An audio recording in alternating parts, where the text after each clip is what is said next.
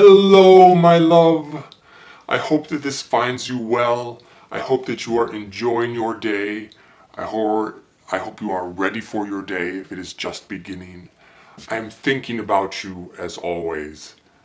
And I hope you make room for forgiveness in your day in some way, shape, or form.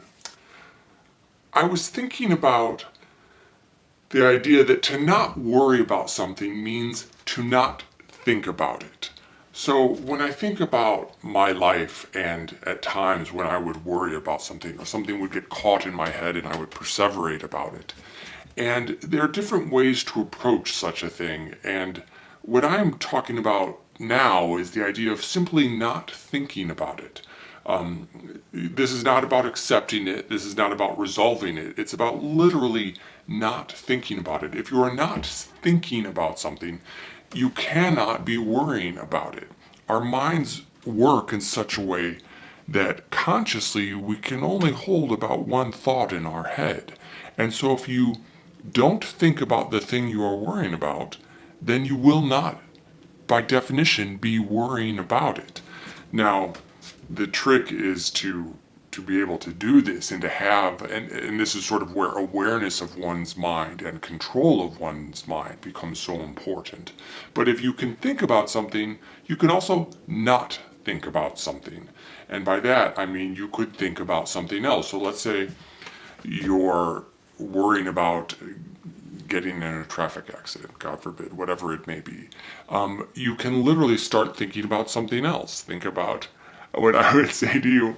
I remember when you would go to bed at night and you were having trouble going to bed, you'd ask what to think about. I'd say, things like think about rainbows and unicorns playing in a waterfall or some silly thing such as that. But that is the idea right there. You focus and think about something else. And your mind may tend to shift back to that thing that you were worrying about, but that's where the awareness comes in and the recognition to go, oh no, I'm thinking about that thing again. I need to think about something else.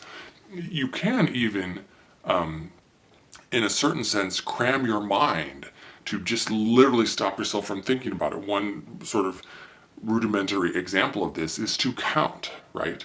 But make it so that it's not easy. So count and then subtract 2. So a perfect example would be, all right, so I'm going to count and I'm thinking about something that is making me feel awful.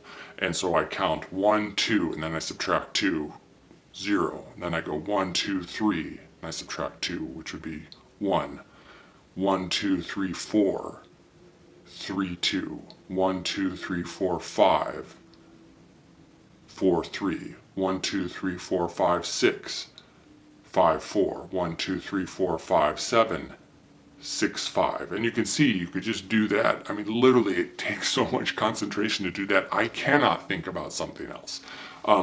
So you can shortcut your brain in ways such as this. But again, the point is to not think about it, not to suppress it, not to avoid it, but to realize, okay, this thing I'm thinking about is either completely unhelpful and there's no real reason to think about it, or you can table it and say, okay, I am worried about a thing. You can thank yourself for giving you that worry because it's serving some purpose somehow, but you can say, I'm going to address it later. And then when it keeps popping in, that's where you do the train yourself to not think about it and to let it go. And even, table it in a calendar if you want for when you will think about this thing and address it and resolve it. Anyway, that's it. That's what I have for you.